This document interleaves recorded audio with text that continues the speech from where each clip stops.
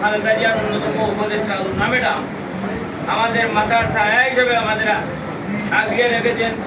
এই মামলাগুলা স্বতঃস্ফূর্তভাবে উনি হ্যান্ডেলিং করেছেন, সার্বক্ষণিক উনি মনিটরিং পূর্বে যেভাবে করেছেন এখনও করে যাচ্ছেন। আসছে দীর্ঘদিন পরে, দীর্ঘ 17 বছর আমরা খোলা আকাশের নিচে কোনো কথা বলতে পারি নাই বিশিষ্টের কারণে। এখন সামনে তত্ত্বাবধায়ক সরকারের অধীনে আগামী যথাসম্ভব ফেব্রুয়ারিতে নির্বাচন আসবে।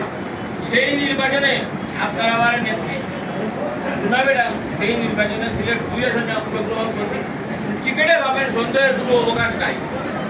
এখন যদি কেউ বা কারা আসে অন্য কথা বলে, এটা আমরা বিশ্বনাথবাসী উসমাননগরবাসী কখনো মেনে নেওয়া যাবে না, ঠিক না? যাই হোক, বক্তারা পরিষ্কার বক্তব্য দিয়েছেন। বিশ্বনাথ বাজারে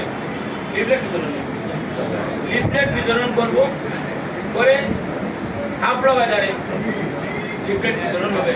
এটা সম্পূর্ণরূপে আমরা একমত, দ্বিমতের কোনো কারণ নাই।